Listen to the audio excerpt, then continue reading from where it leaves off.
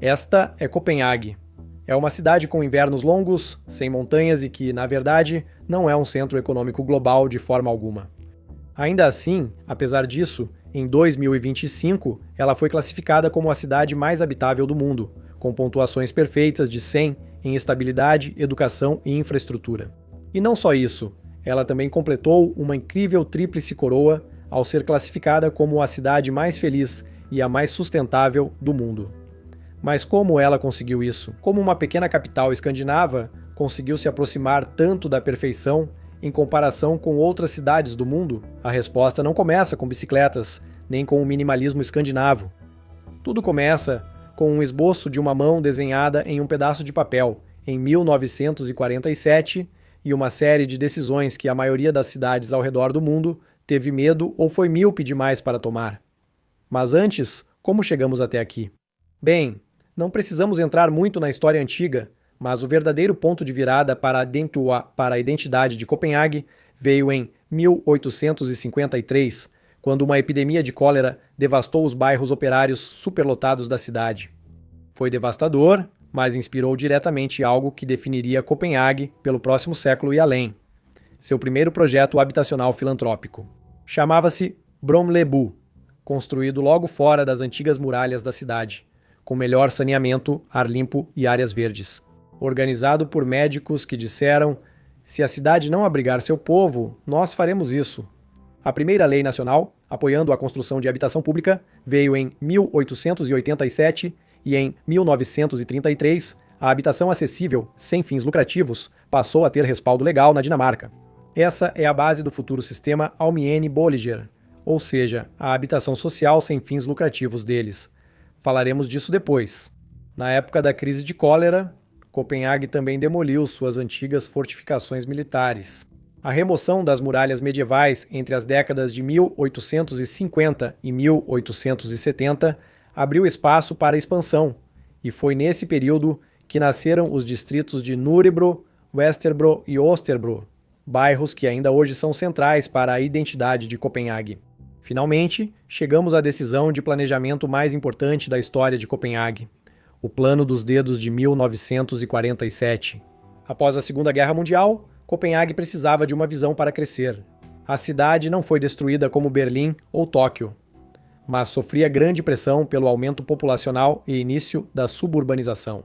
Dois arquitetos dinamarqueses, Peter Bredsdorff e Steen Eiler Rasmussen, e sua equipe do Laboratório Dinamarquês de Planejamento Urbano, criaram um plano regional icônico, depois implementado pelo Escritório Regional de Planejamento de Copenhague. A ideia era simples. Copenhague se desenvolveria como uma mão. O núcleo urbano denso, o centro da cidade, era a palma, e 5 dedos de desenvolvimento urbano se irradiariam a partir dele, cada um centrado em uma linha de trem suburbano S-Train. Entre os dedos, haveria faixas verdes para a agricultura e lazer, sem construções permitidas. Esse plano dos dedos previa a expansão suburbana ao longo dos 5 corredores do S-Train, evitando que se espalhasse em todas as direções. As comunidades se formavam em torno de estações de trem, separadas por áreas verdes. O transporte veio antes, o desenvolvimento depois. Foi o exato oposto do que aconteceu na maioria das cidades americanas, onde as rodovias vieram primeiro e a expansão desordenada veio depois. Hoje, ainda é possível ficar em um subúrbio, perto de um dos 5 dedos e rapidamente chegar ao campo aberto ou a um parque. O que havia de genial nisso era a simplicidade. A mão com os dedos abertos na capa do documento original tornou-se imediatamente reconhecida e compreendida por todos. Ainda é a base para todo o planejamento regional na área metropolitana de Copenhague, quase 80 anos depois.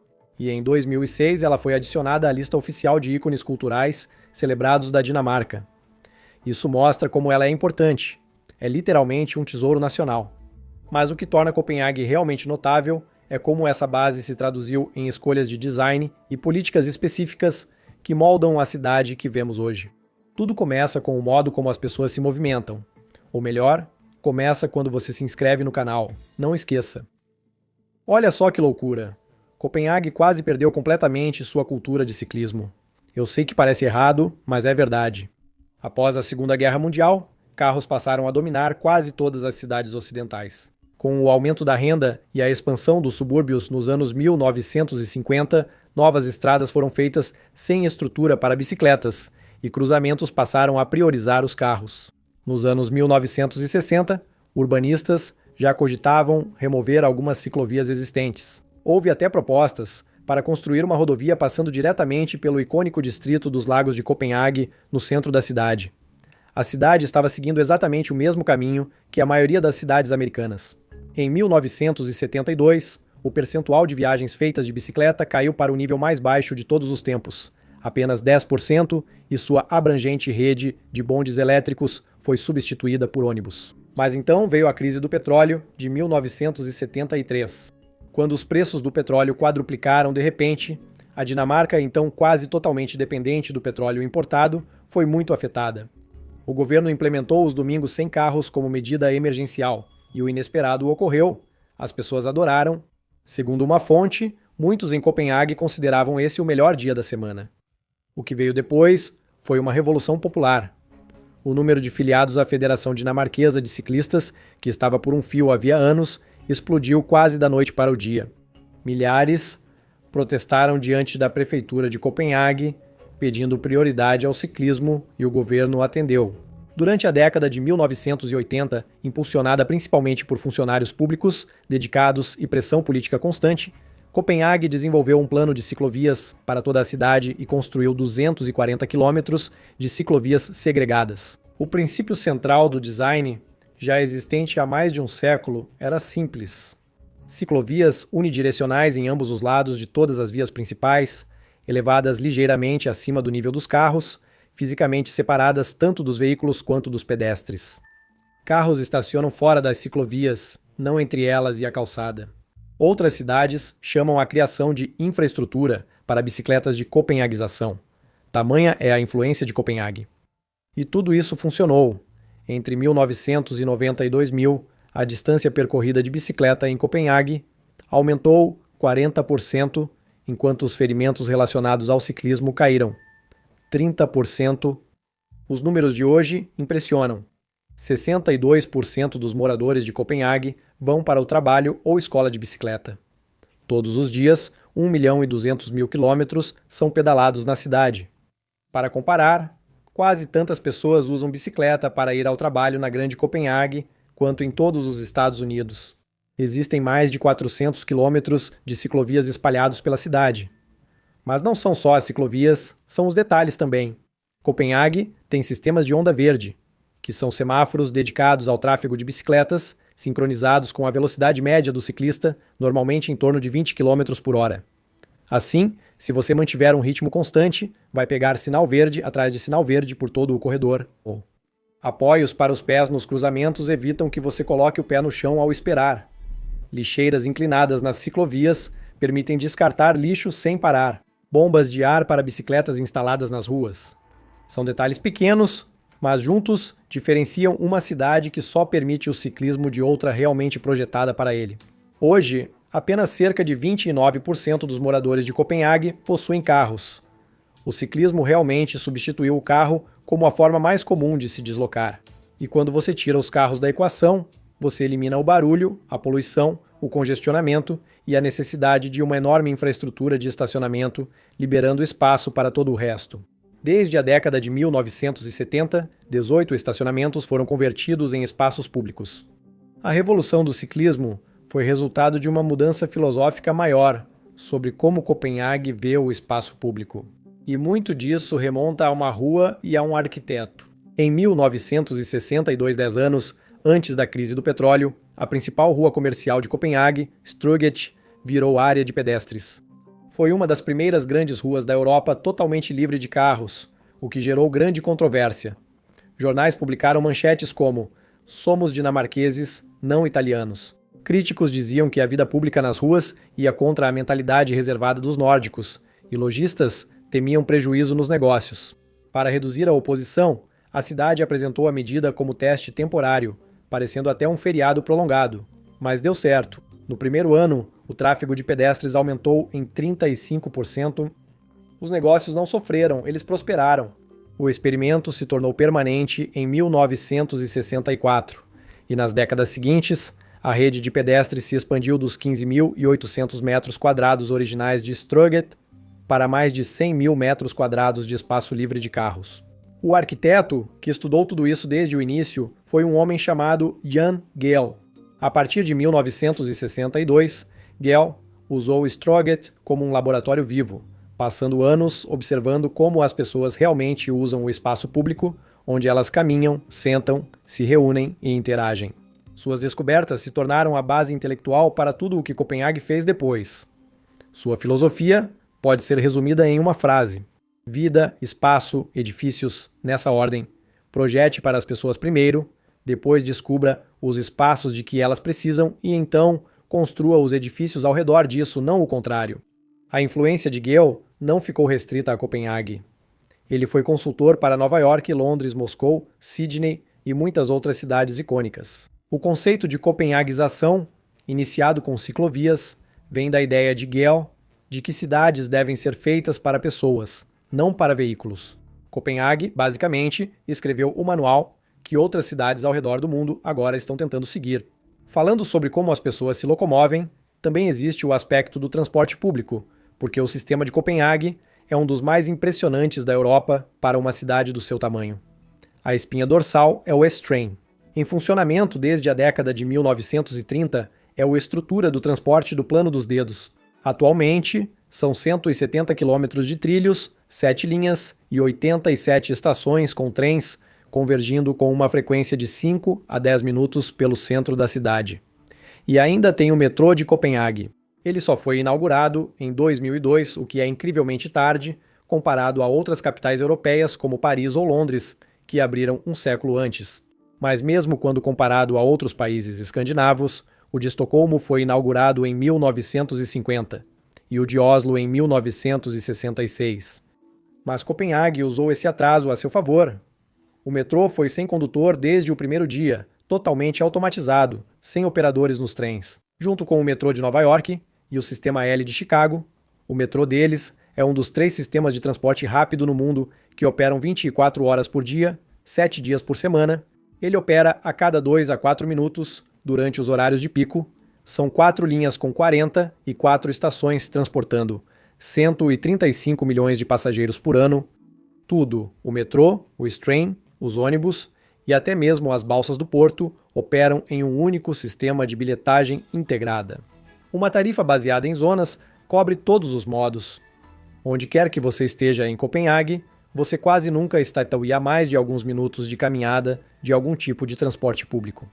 Agora, se formos falar sobre moradia, o sistema de habitação social da Dinamarca é chamado de Almenboliger, que significa habitação comum, e a palavra-chave aí é comum, não social. Ao contrário do Reino Unido e dos Estados Unidos, onde a habitação social é vista como o último recurso para os mais pobres, o sistema da Dinamarca foi criado para todos, de estudantes a famílias e idosos. É gerido por associações habitacionais sem fins lucrativos, não pelo governo, e corresponde a 20% do estoque habitacional da Dinamarca, cerca de 500 mil casas. Além disso, as cooperativas habitacionais e as Ausboliger representam mais 7% em todo o país, mas chegam a impressionantes 30% das moradias em Copenhague especificamente. O funcionamento é que os aluguéis são baseados nos custos, não no mercado. Uma em cada 4 vagas no sistema Almenboliger é destinada pelo município local para fins sociais. Isso pode envolver abrigar pessoas em situação de rua, trabalhadores essenciais, famílias recém-divorciadas ou qualquer um que a cidade considere necessitado. O que é crucial e que Copenhague tem em comum com Viena, sua rival na disputa pelo título de cidade mais habitável, é que a habitação social não fica restrita a uma só área. O sistema distribui casas subsidiadas em todos os distritos, junto com moradias a preço de mercado e cooperativas. Isso evita a pobreza concentrada e mantém bairros diversos e estáveis, sendo um dos principais motivos de Copenhague ser considerada uma das cidades mais seguras da Europa. Mas não é perfeito. As listas de espera por moradias sociais em Copenhague podem levar anos, e os preços do mercado privado subiram muito, como em qualquer outro lugar, especialmente nos últimos anos. Mas, em comparação com cidades como Londres, Sydney ou Amsterdã, onde a crise de moradia virou emergência social, o sistema de Copenhague se saiu surpreendentemente bem. No quesito climático, Copenhague reduziu suas emissões de CO2 em 75% entre 2005 e 2024, o que é um número impressionante. Mais de 25% da cidade é classificada como área verde, e a Dinamarca, como um todo, tem 50% de sua eletricidade proveniente de energia renovável. Eles lideraram a União Europeia em participação de energias renováveis na geração de eletricidade em 2024 e ficaram em terceiro na Europa. Mas talvez o mais impressionante seja a água. O porto de Copenhague é limpo o suficiente para nadar, e já é assim há anos. Locais públicos para banho como Eastlandsbrugge, Havnebadet ficam no porto, e moradores nadam lá no verão a poucos minutos de metrô do centro. Compare com Paris, que só há pouco abriu partes do rio Sena para banho público e virou manchete mundial. Copenhague faz isso discretamente há décadas, graças a rígidos controles de poluição, a montante, filtragem natural e monitoramento ambiental contínuo. Ao contrário de Paris, em Copenhague é permitido nadar em quase todo o porto, não só em áreas específicas. Neste ponto, você pode se perguntar: como uma cidade consegue fazer tudo isso? E a resposta está no poder do governo local. A Dinamarca possui governo descentralizado, permitindo que municípios atuem com grande autonomia do governo nacional. De acordo com a OCDE, os governos locais na Dinamarca são responsáveis por mais de 60% dos gastos do governo, o nível mais alto entre outras nações avançadas, cuja média é de cerca de 36%. Parte disso vem de uma subvenção anual que as autoridades locais recebem do governo nacional, negociada todo ano pela Associação Nacional dos Municípios da Dinamarca e pelo Ministério Nacional das Finanças. A negociação permite aos funcionários locais uma influência nas políticas nacionais inédita em quase qualquer outro lugar.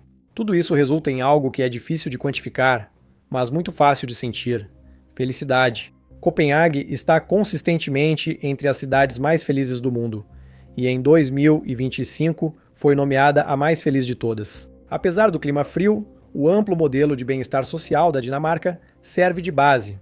Os impostos estão entre os mais altos do mundo, mas esses impostos financiam saúde universal, educação gratuita até a universidade, licença parental generosa e muito mais. Isso estabelece uma base segura, que diminui estresse e desigualdade de forma acumulativa ao longo do tempo. As pessoas não vivem preocupadas com falência por causa de uma conta hospitalar ou dívidas estudantis, e o design da cidade contribui para isso. Quando seu trajeto é uma pedalada de 15 minutos em vez de 1 hora no trânsito e áreas verdes ficam a poucos minutos a pé de onde quer que você esteja, o cotidiano muda completamente. Existe um conceito dinamarquês para esse sentimento chamado hygge, que muitas vezes é traduzido como aconchego ou satisfação. Mas é mais do que isso. É um valor cultural de aproveitar o dia a dia. Claro, Copenhague não está livre de desafios. É uma cidade cara, e a imigração continua sendo uma questão complexa. As pressões de gentrificação, ligadas ao título de melhor cidade do mundo, são reais e ameaçam a diversidade que o sistema Almini-Bolliger busca proteger. Esses problemas surgem do sucesso, não do fracasso. O histórico de Copenhague mostra que a cidade tem capacidade institucional e vontade política para enfrentar esses desafios, pois já superou outros igualmente difíceis antes. Obrigado por assistir.